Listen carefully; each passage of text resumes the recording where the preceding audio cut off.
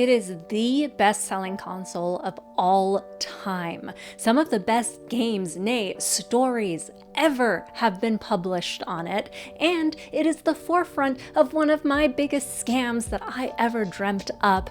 I am your cool Uncle Marissa, and my favorite console is the PlayStation 2.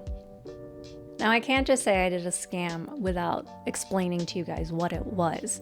This was a long time after the PS2 had come out. It had many a price cut, etc., etc. And my mom was not a big proponent of games or fun, and we also did not have a ton of money. So we were at Costco, my birthday was coming up, I was gonna have a birthday party with my friends. I convinced her to buy me a PS2, which was bundled with Jack 3 and ATV Off-Road Fury. I think also 3? Nonetheless, just to play at my party. We bought it, and I took the packaging and I took it to school bit by bit to my tech ed class, which was a really weird thing to call carpentry, and I cut it up into tiny, tiny pieces and threw it away at school. Then I'll put that flea in a box, and then I'll put that box inside of another box, and then I'll mail that box to myself, and when it arrives, I'll smash it with a hammer! So she could never return it. And I don't know if she ever intended to return it, but, you know, I low-key kind of feel bad. But nonetheless, it is still my favorite console, and it has a big issue, and that is lasers. And it's not a PS2 thing, it's just anything with CDs. Lasers are dying left and right. I use CDs and tape cassettes to listen to music, and it's pretty hard to find a working CD player. The CD player I actually use is also a receiver, and I don't know how to fix it if it goes bad, because I tried opening it at once to check on the laser. I can't find it. Thankfully, the PS2 is not as challenging to change the laser. So I'm going to show you guys how to do it, as well as a couple of troubleshooting steps on what if I change the laser and it's still not working. For this, you will need a soldering iron, although you don't need to have extremely fine soldering skills. It's just so that you can deactivate a little solder blob, which is there for anti-static purposes. It would be nice to have some wick, but again, you really don't need it. You can just get rid of it with the soldering iron, and you will need screws. And of course, a PlayStation 2. Now, before we start, it will also be very helpful if you have a CD and a DVD. These can also be CD-based PS2 game and DVD-based PS2 game, or PS1. But it can also just be a music CD and a movie DVD. This is because a laser that is dying usually can read CDs, but not DVDs. So if you want to gauge the health of your laser, if you want to check if your new laser works, then that's a great way to do it. I also recommend maybe buying 2 lasers, just in case one of them is bad, you have one as backup and you don't have to wait for shipping. So anyway, let's get to it and put some life back into the most beloved console of literally all time. Let's get started with this gorgeous white PS2 Slim from Japan. We'll want to open it up by putting it on the back. Yours may have a seal on a couple of the buttons. Peel that off, and then you can use a spudger to remove the little feet pads. A few of them are a hard plastic, like this one, and they're easier to remove.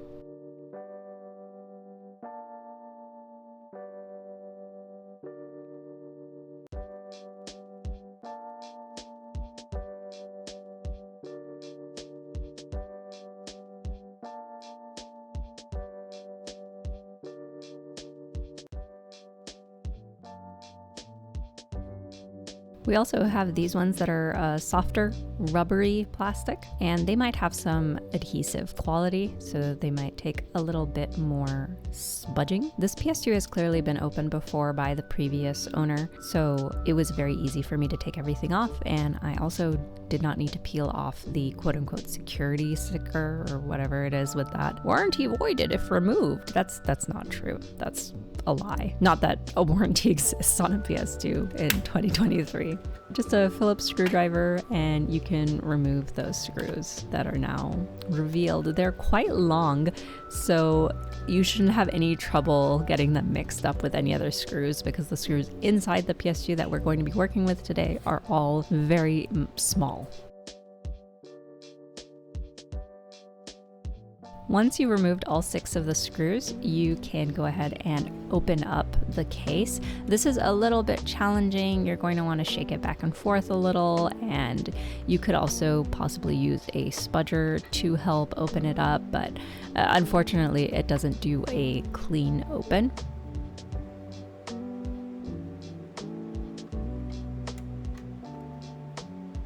After a bit of wiggling, everything opens up, and as you can see, 1/2 of the case contains everything.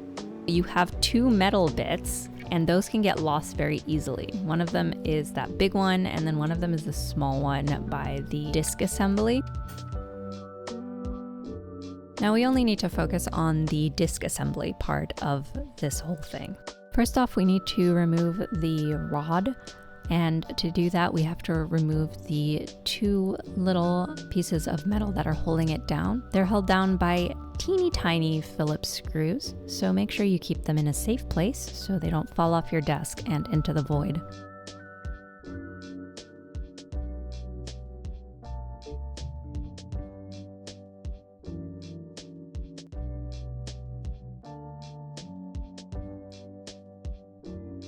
And make sure the brackets are in a safe place as well because they are also very small and prone to the void.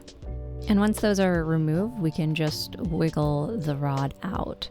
A lot of wiggling in this process, I'm going to be frank with you. Take note also of the location of the plastic brackets that are still beside the rod because they can pop off, and it's good to know how to place them back in the correct alignment.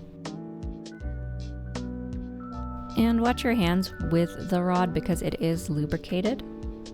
If it's not, that's something that you might need to do. Next up, we're just going to remove the laser, and that's connected with a ribbon cable and a ZIF connector.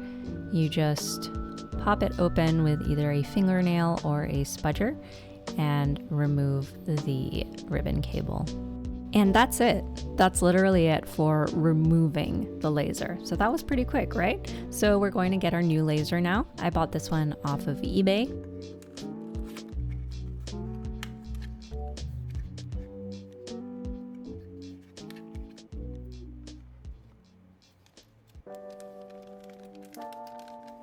Now the laser does have a little security bit solder right over here, which you will need to desolder for it to work. And people on the internet, they love to ask, well, did you desolder the security point? And then when you say you did, they have literally no other advice for you. All right, so we're going to reinsert the ribbon cable, and do make sure that you are placing the laser on the correct rails so that it can move freely.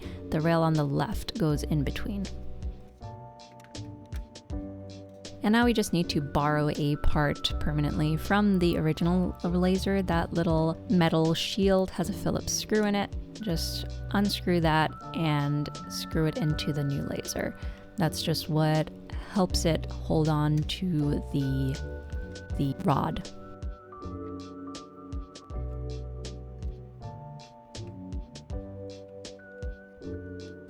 Now essentially we're just doing reassembly, so slide the rod back in and reinsert the tiny brackets that keep it in place, so on and so forth.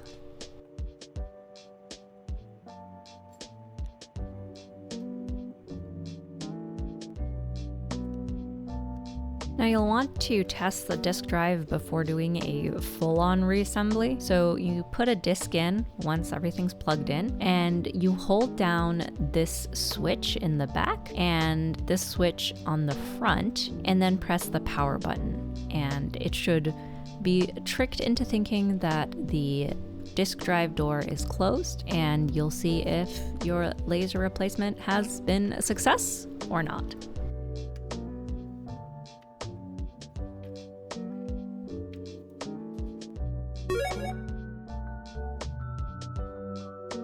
The simplest thing you can do is clean the laser, just in case it got dirty, it got smudged. Maybe that's why it's not reading. Something else to troubleshoot is the ribbon that goes from the laser into the board. A replacement cable is super cheap, and I was honestly hoping this was the issue with mine, because the person who had serviced this PS2 had gotten some lubricant on the cardboard that's stuck to the ribbon cable in order to fortify it, and as you can see, it had destroyed the adhesive. That could have been causing some stability issues in terms of the ribbon cable staying put. To gain full access to the ribbon cable, you do have to remove most of the disk drive assembly. So you can remove the 4 large screws that are on the sides, again with a Phillips screwdriver. This goes without saying, but when lifting up the disk drive assembly, do not pull it suddenly because it is also attached to a ribbon cable. And for this, you can either remove it or you can just put the disk assembly right next to the PS2. Now the ribbon cable has a adhesive that keeps it down, so just peel it off gently and then you can pop out the other side.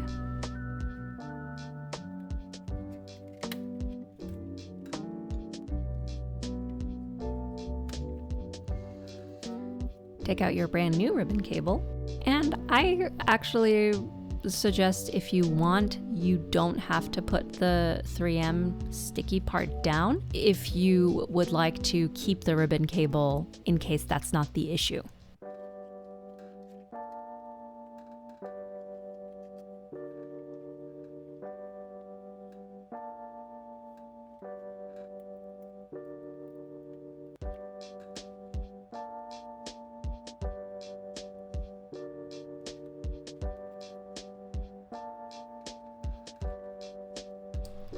And we just put everything together.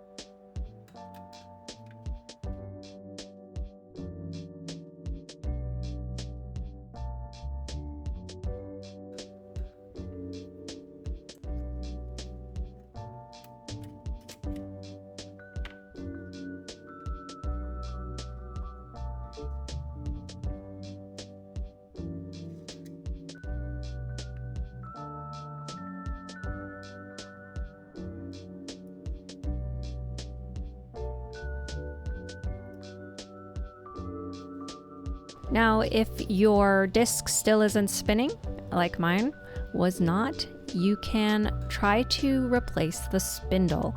The spindle is a bit more expensive, it's rather pricey, but I had another PS2 on hand, so I figured I would just swap the 2 spindles between the Slims and diagnose to see if this is the issue. Just like with the ribbon cable, you want to remove those 4 screws, and then you can pull out the ribbon cable to the spindle.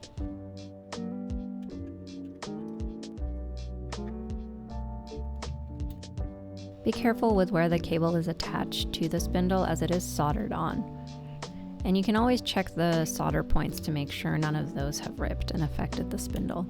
And then you just need to remove these tiny screws on the board that the spindle is sitting on, and you can just pop it right off after that.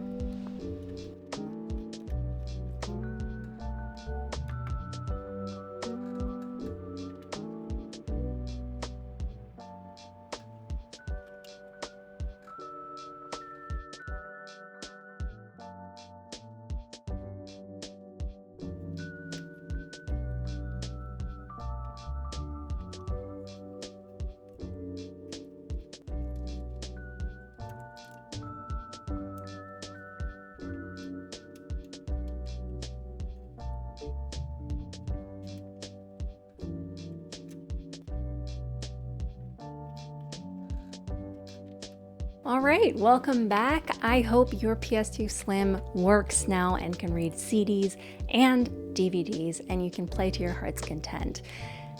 Unfortunately, mine doesn't. Now, before you leave, it has nothing to do with my instructions. These are the instructions that I used on my other PS2 Slim to change the laser, and it all went smoothly. Those are the correct steps. However, sometimes there's something more, and you can't really know until you try. Like I said, there are a couple of further steps, but I'm kind of stuck after that. And if anyone knows more than I do, please let me know in the comments. I'd love to be able to salvage this. What happened with me is I changed the laser to the one I'd purchased. It still only read CDs. So then I changed it to the one from my other PS2, which, like I said, was dying but not dead.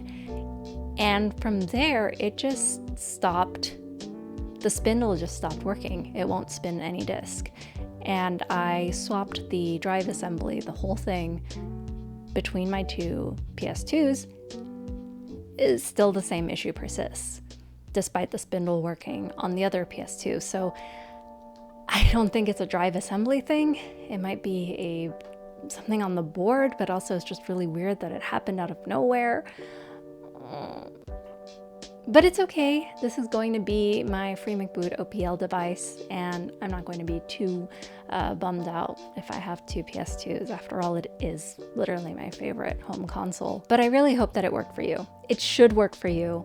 Given that I am in a state now of Googling to no avail, seeing forums from 2008 all the way to Reddit posts from March 2023, and literally no one has my problem, or at least a solution for it, I think statistically you're going to be better off. I just wanted to share that because I want to share that not every repair is going to be successful. And the reason for that is because sometimes it's something that you can't see. Sometimes it's something that's not obvious. Sometimes it's something that just, there's a lot going on, you know, and we're mostly just hobbyists. So, and to that end, if you also could not get your disk drive to work, I highly recommend just using it as a ROM device.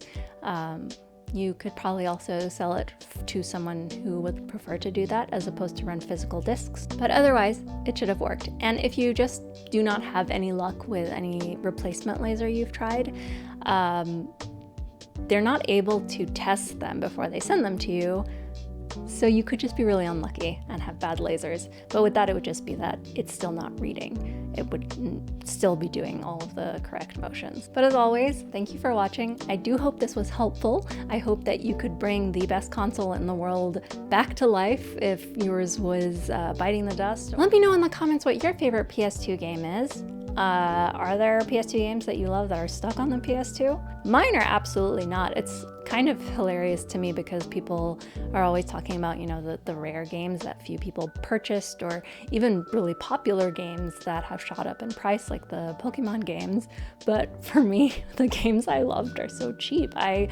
My favorite games were the Kingdom Hearts games, especially Kingdom Hearts 2 and Final Fantasy X, and I think you can still get those for $10 a pop on eBay. So I'm low maintenance, but I do have a couple of PS2 games I want to play that are on the higher end of the price spectrum, so they will probably run very well on this poor little fella. So thanks again for watching, and you are always welcome at Cool Uncle's house. I'll see you next time.